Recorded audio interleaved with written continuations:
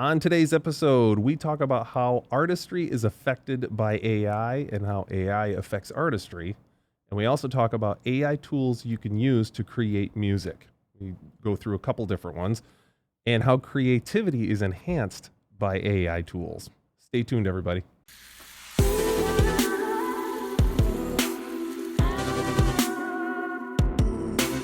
Welcome to the AI Lab Unfiltered podcast. I am your host, Drew Veach. I am joined by Mr. Pete Taryn. Morning. Thanks for having me, Drew. I'm glad you're here. We are supported and produced by Think Tank Thought Leadership. Boom. They help us produce the show. They help us record everything, all the engineering, the beautiful studio we're in right now, which is downtown Grand Rapids in the Bamboo office. They handle everything for us. They are amazing. We love having them. They love having us.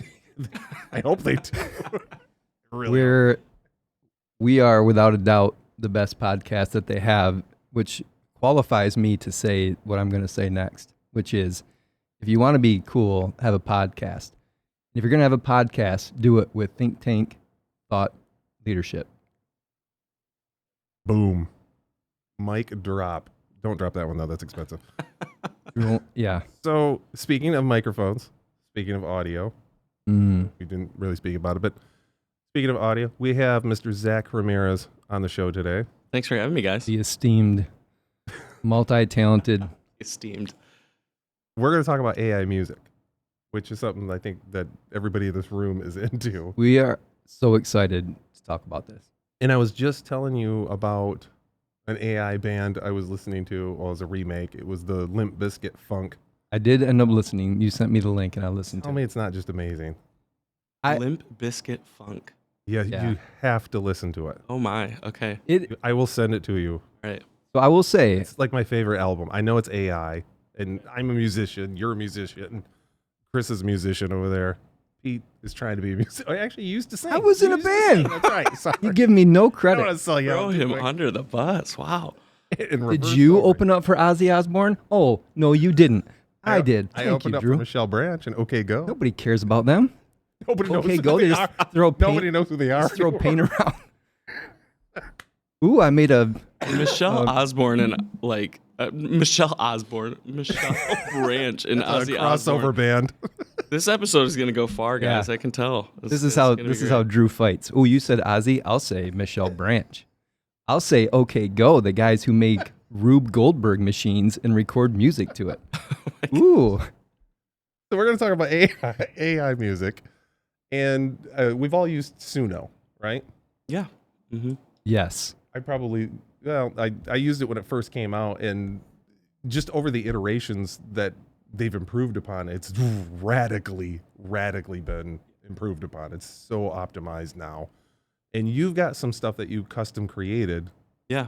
Is it using just Suno, or what tools are you using? So I think like AI music is a touchy subject right now, like in general, right? Like It is. because anything that has that is a creative, expressive tool, right? And you mess with that with musicians or any sort of creative or artist, Oh. it's gonna start rubbing them the wrong way, right? So some of the stuff that I have is like it's just straight Suno, and then some of the stuff that I have is like you actually do the traditional recording process using a DAW like Pro Tools or Logic or whatever you might use, and then you actually use Suno or the AI tools or other types of AI forms to help you reach the creative goal. Because I've been in a few different bands I've recorded down in Nashville. Did you open for Michelle Branch?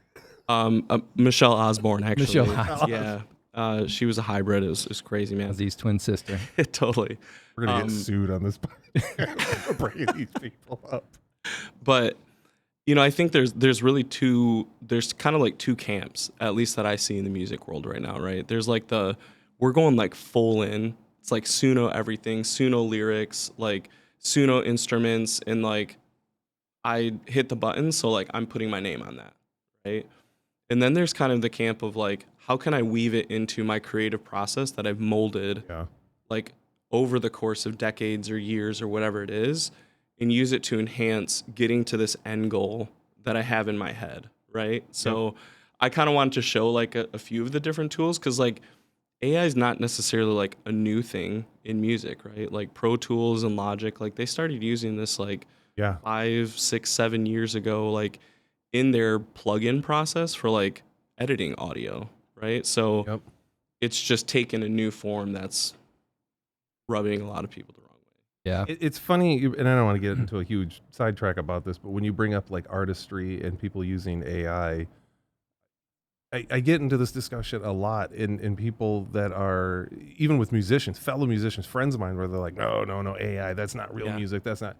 And I'm going, it's not about like, can AI be creative? You're the creative person putting the creative energy into it. It's just the tool that's carrying Yeah. out your vision. You know, Yeah. AI is the canvas. You're still the painter that's Yeah. applying what it should look like, how it should look like. For sure. If you're just using it to go, oh, just make me a song, yeah, that's not really putting Yeah. any effort into it. But I think if you're putting that kind of effort, and I know you are because you're using using it in a lot of different ways to get to that end goal, like you said, Yeah. that makes way more sense. You're just using that to power what you're trying to get to. Yeah, for sure.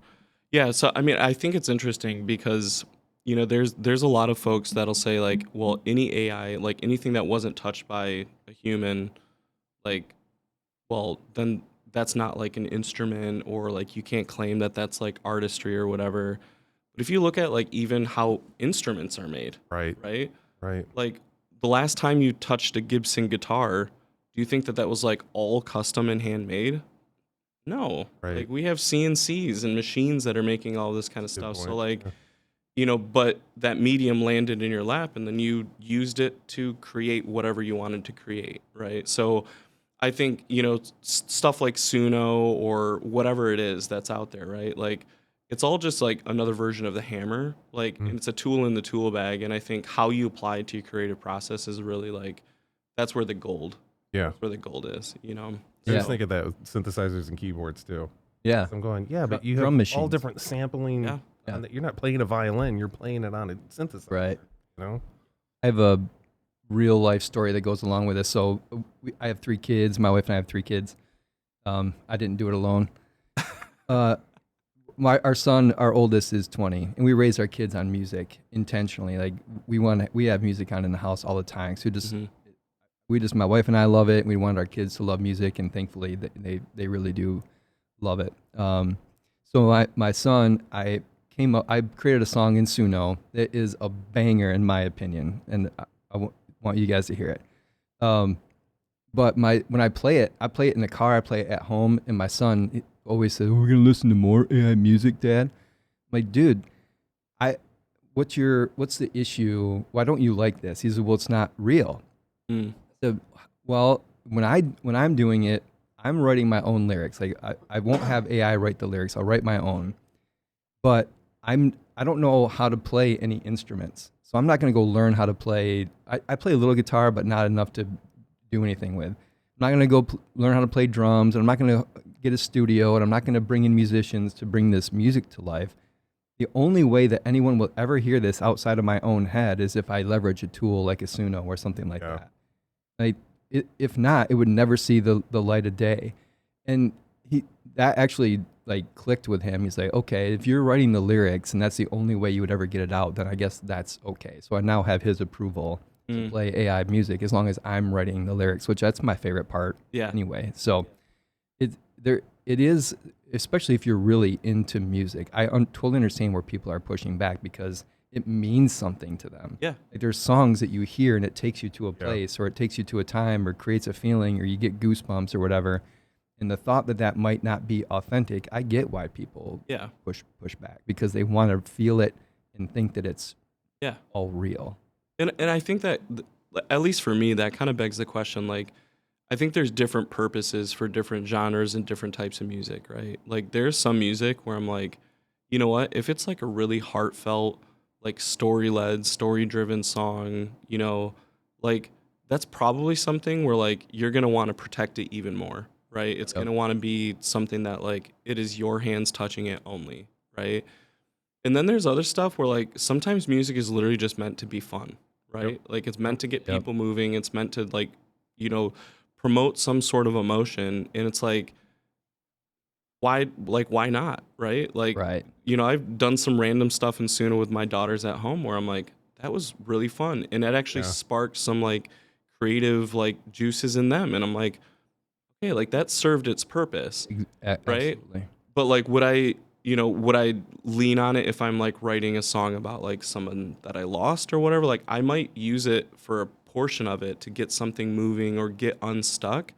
But again, I'm like, what's the purpose of the music? I think is like a good question to ask, and then that can actually inform your creative process. And I think those that are weaving it in, like a lot of the studios down in Nashville that are like actually like weaving in like AI tools like on a regular, they're asking those like, ideological questions before that creative process starts, So I think it just kind of changes the game a little bit in that way. I think it does. And my daughters claim that they know what an AI song sounds like. Though if I play something for them, It's going to get harder and harder to identify. I was actually going to kind of shit on your Limp Bizkit funk thing. I listened to it and I like the idea of it, but I thought it was kind of low effort. Like I feel like they just put the lyrics into Suno and said, create funk songs for this, and walked away. Yet there's so many things that were happening in those songs where I felt like they could have done a better job if they would like, Really? yeah. Because there are some, and I talked to you about one yesterday, Pimp Uncle Larry. If you're looking for funk remakes of older, like maybe 90s type songs, but funk remakes that are incredible, like stuff that you're like, damn, this is like, so that's the bar for me. And I feel like the Limp Bizkit stuff was kind of low effort. I would love for you to listen to some of this other stuff. Yeah, I got to listen to that one then. Yeah. See the comparison, because I thought the layering that they did with the Limp Bizkit one was incredible. There were things that I was impressed by, but there were like, there's certain inflection points in a song, like when you're listening to the real version, the Limp Bizkit version, and there's a part of the song where you're like, that's my jam, like that's the part that I like. So when they make these remakes and they completely disregard those points of the song and they don't put emphasis on it in the remake, I feel like it loses. Well, that could ruin it for you. Yeah, and that's what was happening for me with those. Whereas the Pimp Uncle Larry stuff, it feels to me like he actually pays attention to what people like about the original, and then puts emphasis on that in his AI remake. Yeah. So I don't know, but I don't know how we got going on. Oh, my daughter's saying that they can tell if a song is AI or not, because I think I never even thought about it till they said that, and now I'm paying a little bit more attention, where it feels like it's so crisp and it's so produced and it's so perfect that it kind of has a little bit of an AI stink to it. Where if you're just looking for fun and you want to shake your ass or whatever, I don't care. Yeah. But if somebody was like, playing it at a funeral or something like that, and it sounded like AI music, you're like, I don't know about that. That doesn't hit the. I don't know, man. I mean, I think anyone that's claiming that they can hear whether something's AI or not, like, I think the place that you can actually tell is like in the voices, right? Like the voices that they use to actually sing the lyrics, right? Like that's probably the first place where I'm like, I wonder, right? Yeah. But musically, what? I mean, like, do you guys know Andrew Sheps? Like he's like a world-renowned like producer, right? And he's done like Red Hot Chili Peppers. He's done like, I mean, just all these massive name bands, right? And there was this big movement when plugins started becoming super popular, right, in the recording world, right? So in old recording studios, we had all of this outboard gear, right? I still have like racks of outboard gear because I like it and I'm a nerd, right? But you'd have this outboard compressor and you might pay $3,000 for this thing, right? Just to get a particular sound from a particular preamp and a particular compressor and all this kind of stuff, right? And then you have Pro Tools and Logic and all this like plugins just getting better and better and better. And people would say, I can tell that that's a plugin. I'm like, you must have superhuman hearing, dude, because like, you can barely tell the difference in the context of a mix and like a whole song. So like, I don't know. These are these interesting debates where it's like, I actually think it's rubbing up against like, I don't like the fact that like human hands didn't touch that. And like, that's why I'm going to like tap on it. Like, I wonder if you could like completely like if I sent that to you and said, yeah, this is a new band, and I mean, obviously it's a remake of a band we know, but if it was something completely new, would you even know? Especially with the stuff nowadays, like I said, the older stuff, you can kind of hear the fidelity was a little off. It had little quirks to it when it first came out. Now, I'm with you. It's like, man, this stuff sounds so good now. Yeah. So realistic. And for me, it's like, this hits everything. This gives me that emotion. Yeah. Where it's like, I don't give a shit if it's AI or not. I really don't either. And if like the purpose of the project was to literally say, I want to take Limp Bizkit, weird stuff, and literally make it funk. Yeah. And if you accomplish that, sick. Yeah. Yeah. Like, Totally. like good. Right. And like, if there's things that AI didn't do that you want to do, well, you still have the ability to call up some friends and say, you know what, I want this saxophone part in this part because I can't get it. And, exactly. you know, again, it's just like, I think of it as like, man, if my goalpost is over here and like, I know I have like all these tools in my bag, like how can I get there to get to this sound in my head? Yep. Right. But some people are just like, well, if I can't do it that way, then like maybe I can't do it. It's like, that kind of sucks. Yeah. Like, you know, that's just not like a really fulfilling creative process. So yeah. So do we want to hear some stuff? Yeah. Hell let's yeah. do it. I'm going to grab the cord from Chris here real quick. I'll show you guys some random AI tool sets that we can use. It's a little awkward, but That's all right. We're a little awkward. aren't we all a little awkward? Guilty. We're a little awkward on you. You guys want to like ratchet up to like full on AI, or how do you want to do it? You tell me. Tell me your process. What, Show me your yeah, process. whatever you have fired Okay. up, and then we can do comparisons or. All right, cool. So I'll show you guys. So this is Pro Tools. I've been a Pro Tools guy for forever. This is already too complicated. I'm out. So, this is something that, so Pro Tools is a DAW. I'm gonna get to this window, but literally it's like tracks within a DAW, right? And you can record as many different things as you want, and there's plugins in What's here. DAW? Digital audio workstation. There you go. So, so like when I was talking about like they already have been using AI and stuff like that within the plugin universe, like this is a compressor, which is, you know, a copy of an SSL, which is this like massive mix desk. You can maybe find one for $200K nowadays, and people will sell the real compressors for like $6,000. This plugin is $25 or Oh my something like God. that. And the differences between this and the actual one, I'm like, well, if a guy like Andrew Sheps or these people that are recording, you know, these massive bands are using this, why wouldn't we? Right. So I do want, before you move on, I do want to say, like, this is not Suno for anyone who's. this who's is not Suno. Like, if you're watching this and you're like, I'm out, too complicated, like me, I would never do any of this. We'll show Suno, and it's so much easier and intuitive. You like, can make it click button. don't get discouraged if you're looking at this. You're like, I can't do this. So hold on, and we'll show you something. So I'll show you guys kind of traditional process, and then we'll dive into Suno. But when we were talking about doing this episode, I was like, you know what, it'd be fun, and I've always wanted to redo a Beatles song. So I was like, let's redo Eleanor Rigby. And I've had this like sound in my head for a while of like, I want it to sound dark. I want it to sound kind of creepy.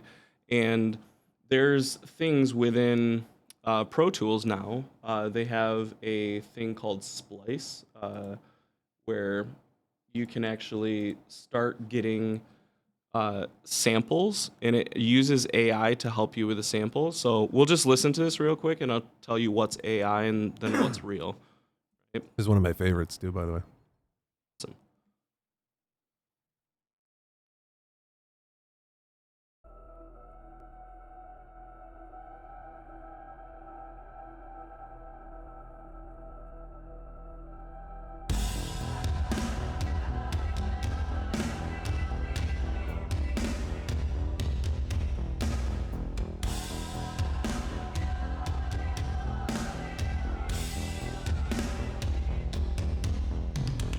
Eleanor Rigby picks up the rice in the church where a wedding has been.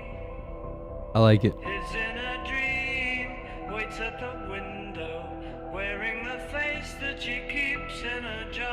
the door. Is it for all the lonely people? Where do they all come from? All the lonely people, where do they all belong?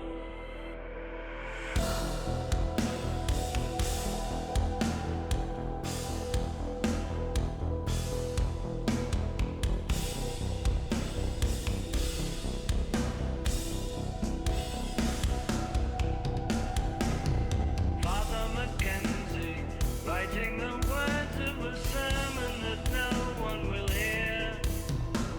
No one comes near. Look at him working, donning his socks in the night when there's nobody there. What does he care? All the lonely people. Where do they all come from? All the lonely people. Where do they all belong? All the lonely people.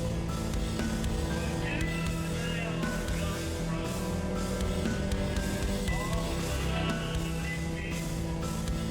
Where do they all belong? Ah, look at all the lonely people. That's going to go into a very heavy section that I haven't yet done. But there you go. This is part of the process. So what I essentially did and how I weaved in AI to this, right? So what this started with was this really dark, like, I was gonna say it's so dark.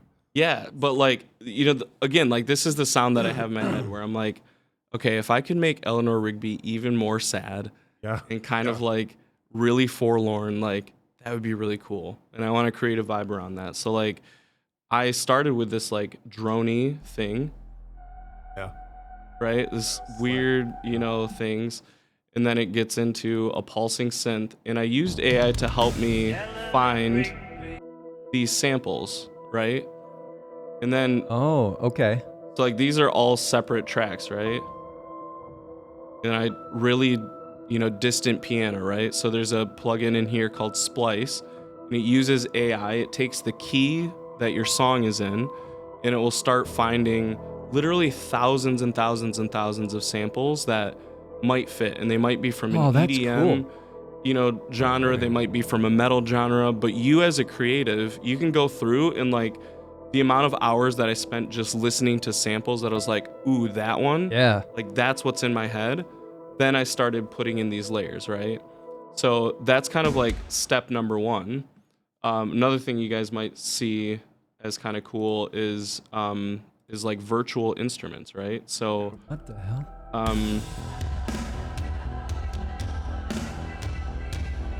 So this is a virtual instrument, right? Where you use MIDI to actually program. These little dots down here are all programming the hits and the drums and all that kind of stuff. And this is sampled as well, right? So, you know, this isn't necessarily AI, but there are AI versions where you can literally take a guitar line that you might record and you throw it into a virtual instrument that has an AI capability like Easy Drummer or Superior Drummer, and it'll come up with your whole drum parts like on the fly, right? So like the way that I use this is you can actually hook this up to a very cool, you know, electronic drum set, and you can actually play these samples, right? So now I don't have to worry about using microphones or spending $30,000 on this like really nice mic setup or whatever. I'm using virtual instruments in this. Now, where AI came in really clutch with this, right? The original recording I was going to of ask about, yeah. Eleanor Rigby, I think it's like 130 BPM, right? So beats per minute. I wanted this feel to be around 118. So I was like, man, how am I going to get that to like, you know, track a line? Like I could sit in Pro Tools and try to stretch the audio and all that kind of stuff. That would have taken hours and hours and hours, right? Yeah. Then because it was recorded, you know, back whenever it was recorded, 60s or something, probably. I don't know. it was actually recorded out of tune, right? So they tuned to Lennon's guitar, and the actual recording is about 45 cents off tune. So I used AI to help me say, okay, if I'm recording this song in this key, what like how many cents do I have to retune this original track to, so that I can actually throw it in to Pro Tools and then manipulate it the way I want it to, and it's not going to be like out of tune or whatever, right? Wow. So I used I think I used Claude to tell me how out of tune it was. It was like, you need to detune this 145 cents if you want it to be on tune. Like, sweet. Now I can just use a standard Pro Tools plugin Yeah. to detune it. And then to actually get just the vocal stems, because these are just the background vocals of.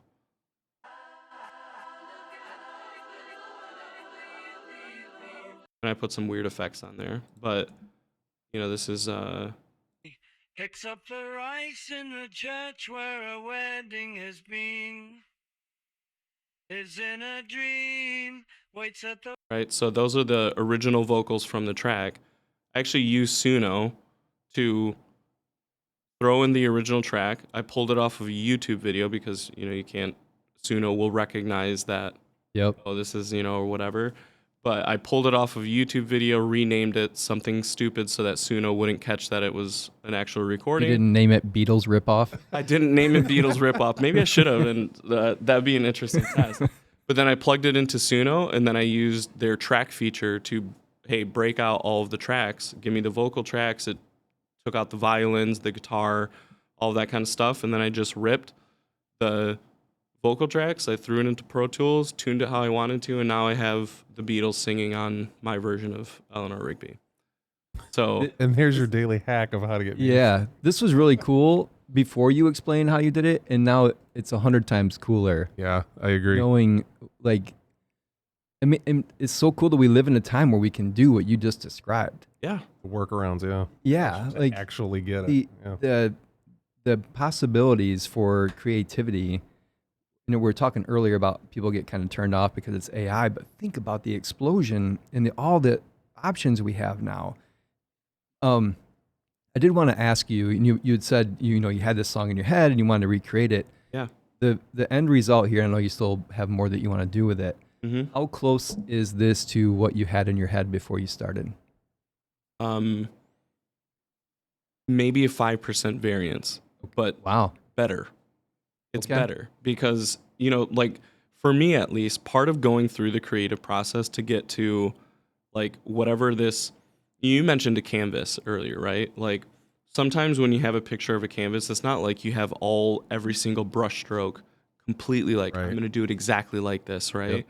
But you know the shape that you want, right? So, like, for me, with this version in my head, like, in terms of the atmosphere that I want to create, 100% spot on.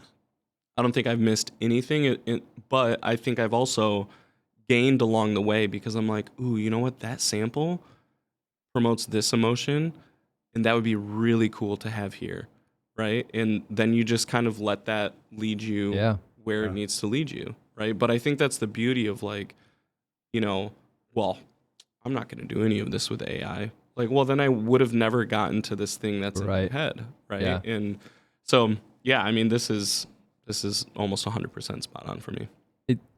What you're talking about the samples, it kind of reminds me of, you hear stories where, a famous movie or a famous song or something, there was an accident that happened. Like somebody spilled something on the keyboard and it created this new sound, and that's what differentiated it. The ability now to, go out and search and have those little things out there that you never would have thought of in your own, and as soon as you hear it, you're like, I want that. It's almost like you're just pulling in things out of the ether that just bolt on to what you already had in your head to make it better. It's awesome. Yeah, for sure. And I think it's easy to forget too, like in the past 5-6 decades, like the amount of stuff that we view as normal today was literally born out of mistakes in the music industry. Yeah. Like guitar as like a key example, right? Like heavy distorted guitar came from like people blowing up big speaker cabinets and saying like, oh, that's kind of cool. Yeah. Like, I want that sound. Right. Right. Cutting the speakers to Yeah. make it distorted. Yeah. It's like, you know, like that Speaker cones. that was a mistake that like if we didn't have it, what could happen? Like drum miking, right? Things of that nature. Our modern day drum mic sound, like a kick drum, big, heavy, pushed in, came from like Abbey Road Studios, a mistake of somebody putting the mic too far into the kick drum. Nice. Like, so it's things like this, it's stories like this where I'm like, you know, again, if you just know, like, man, I want to get to this place in my head, and you kind of let that journey like take you, Yeah. it doesn't have to be informed like, oh God, that's an AI song, so like Right. it's not real or whatever. Like the whole creative process is a very real thing, right? So Going back to our earlier argument about, you know, it's artificial, so it's not as good. How would those same people view those accidents? Because that wasn't created. It was an accident that got implemented. So that's not real either. But we don't scoff at those because it was serendipity or whatever. But, you know, AI, I think, is just that same thing, but it's a little bit more intentional. yeah, for sure. I think, you know, if you protect the intentionality, it can go a long ways. So, all right, let's dive into Suno. So, do you guys use the Suno Project Studio No. at all? Or Have once. okay, so this is Suno Project Studio, but let's just show people just I think it's just the normal. Oh, that's funny. You can see my login name there. That's what I do all of this under. All right, so this is normal Suno. Literally describe a song that you want to make. Yep. You create it, and you can put in different variables. You know, you can actually record yourself doing little samples, and it's going to take that, and it's going to give you normally a couple different options. You know, about 3.5 minutes long. I think the context window has recently gotten longer than that. So a lot of the stuff will be, you know, 4+ minutes long, but then it's going to, you know, pop out songs and you'll be able to, you know, listen to them and create them. For anyone who hasn't used it and you're thinking about doing it, there is a free version and it limits you. There are some limits to what you can do with the free version, but it's not that much. It's not that expensive to pay for the Pro or whatever it unlocks. I forget now what it unlocks when you pay for it, but you could just go in here and play around and see if it's even something that you want to do without having to pay anything. Yeah. So like there's credits. So like in the studio version, which is a more upgraded thing, right? It actually looks similar to a digital audio workstation, right? So you have your tracks in here, and then let's say I'm adding a new track, I can literally then, you know, pick my context window, and instead of doing a song, it lets you specifically go in and create different instruments. So if I wanted to add a guitar to this whole song, I would describe the style of the guitar, and it's gonna do it specifically like instrument by instrument, or you can have it just spit you out a song and then go instrument by instrument, right? So this is a way that I literally pulled in that rip-off Beatles song or whatever, named it something that wasn't Beatles, and then once you have something in here, you can click it. You know, you can use Suno to remix it, right? So this original, you know, you could transpose it very quickly in here. So if I want to see what this song would sound like 2 keys up, I can quickly transpose it. AI generates the lyrics that it picks up in the song. So that's a really nice feature for anyone that's using it. But then if you go to the track setting, it even gives you the ability to start mixing instrument by instrument, right? So you could very quickly, like Suno, I think the beauty of it now for like musicians, like especially if you're like up and coming and you're like just starting to get into creative, I think this is actually removing a ton of barriers to get you into like the, you know, the bigger tools that are more widely used, right? Yeah. Like going from something like, you know, Suno Studio to a Pro Tools is a lot less of a jump than like, oh crap, I got to learn Pro Tools, and like what are plugins, and like how Right. does like audio Exactly. routing work and all that kind of stuff. Like sometimes those barriers are actually like it just kills creativity, and like Yeah. you're just not going to get into it. But anyways, then you can start pulling it out. So like for this one, like this is another version of creativity that I think is great. Like I had a song that I recorded in Pro Tools. I just dropped it out there and I was like, you know what? Like I don't know a lot of brass players in the Grand Rapids area, at least in my network, but I think this song would sound really cool with brass on it, right? And you can see, actually, let's do this one because this one has a ton of brass and woodwinds on it as well. So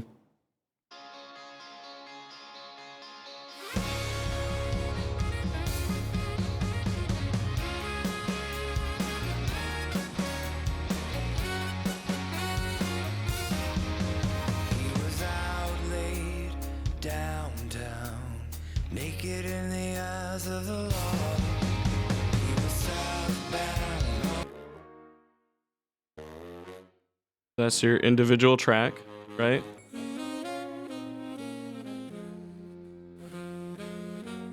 Like, man, that's a great sounding saxophone. Yeah. And this was the original recording. It's hard to think of one that works. So I just pulled this original recording in, and I used Suno to say, hey, let's lay out some brass and woodwind stuff here. Add some stuff to it. Right. Yeah. So, you know, again, this is the power of it. Like, you can really plug in AI creation, like, wherever in your process. And, like, at least for me, I'm like, you know what? I'm going to go to Suno because, like, I could go down the process of, like, oh, let me hop on and try to find, like, saxophone players and try to write, Right. you know, the right. saxophone music or whatever. Or I can use this to be like, is that even something that I would want to pursue? Right? Exactly. Like proof it out, almost like a proof of concept. Yeah. Yeah, exactly. Like that's actually how I hope this really happens. I've said this to you. Like I want to start a band, and I want it to be a funk band because I just want people to dance and have a great time. I want to create a bunch of songs and then use those to give to people to say if they are a musician to say, would you like to be in a band like this? Yeah. And then they can say, yeah, that's what I want to do, or you know what, that's not really my thing. And then, but I don't have to then do all these interviews, and it's so much easier to say this is what this band is going to be, and it's all AI created, and then they're like, yeah, I'm in or I'm out, and they know exactly what it's going to be. Yeah. So Exactly. Yeah. So anyways, that's how I use Suno. That's how I try to weave in AI to the creative process. But That is cool. yeah. That is cool. Fun, man. That it and you have obviously a very deep depth of knowledge in audio. I mean, you went to school for it. You are literally degreed in it as well. Yeah. Yep. I went to UC Berkeley for the recording engineering program. Yeah. Yeah. So So you have a very but your comment about going from Suno to Pro Tools, because Pro Tools is incredibly intimidating if you've never Oh, for used it. sure. Even if you go from an analog board to manual board to now you're in the digital realm, it is Yeah. still incredibly intimidating. yeah. But I 100% agree. Using Suno, and I've used Suno and I've used Studio as well, and it's such a gateway drug into For sure. Pro Tools. Yeah. Because then it goes, I want to tweak this even more. I want to add even more to this. Where can I do that? For sure. When you hit the limit of Suno. Yeah, exactly. Yeah, I mean, like, I think in any industry, there's like levels of tools, and like, you can start with a hammer to get a simple frame down, Yeah. and then like you need to start getting more tools in that toolbox. And again, I'm like, Suno to me is just, it is a way for more and more creatives and more musicians to just say like, you know what, I have this idea. Let me get that out there. Right. And I always think it is way better to get that stuff out there than to hold it up here for years and years and years and be like, oh my gosh, like, how can I do this? Like, who do I need to meet? Right. Like, there was a time when that was a huge barrier to entry. It's like, oh man, yeah, all I do is write, but man, that writing is like really, really great. Now I need to find musicians to help me play it. Now you don't have to do that, right? You have tools at your disposal to help you creatively express whatever those ideas are. So I think, we can crap on stuff all day, and that Right. happens all the time. But to me, it's I think it's a gift that we have now. I think so too. I mean, you can take what you said and think about all the great music that never happened Yeah. because they were great at writing and they had it all in their head, but they didn't have these tools. And maybe they lived way out in BFE and they had no access to anything, but they were a genius, and we just never it never left here. So hopefully now we can get more of that out there. For sure. That's cool. All right, let's wrap this up. We got to wrap it up. Shameless, I would love to play the song that I want you to hear. This song that I made. Do you have that email that you can bring that link up? I didn't know you made one. Like, I made it for you. oh, uh-oh. No, I didn't make it for you. While you're pulling it up, I'll tell the story of how it came to be. So when we recorded our last sessions, we had talked about doing this music episode. So Zach challenged me to bring him a song, and then he would do his thing with it or whatever. So I can't just write on demand. There's something that has to like spark it for me, like a little bit of inspiration. So I'm laying in bed, and I've somehow got thinking about how I used to pick my kids up. If they were standing in front of me and they were facing away from me, I would grab them underneath their shoulders and kind of like lift them up, and then they would be on my back. And I would just do that when they were kids. I have no reason why I was thinking about that. But as I was kind of falling asleep, I went to like pick up a kid, and I couldn't pick him up in my half like dreaming state. And in my head, it just popped in like, you got that gravity. Like, I can't pick you up because you have gravity. And then it just went from there. And that's how this whole song started, from that one thought. And now it's not, if you can understand the lyrics, I'm not talking about kids because it talks about like big asses. So this became an adult song that started with a kid concept. I don't know. That's probably. That's a good disclaimer to put on it. Yeah. So this is not about children. But it started when I was thinking about picking up heavy kids. All right, here's Gravity to play us out, I guess. All right.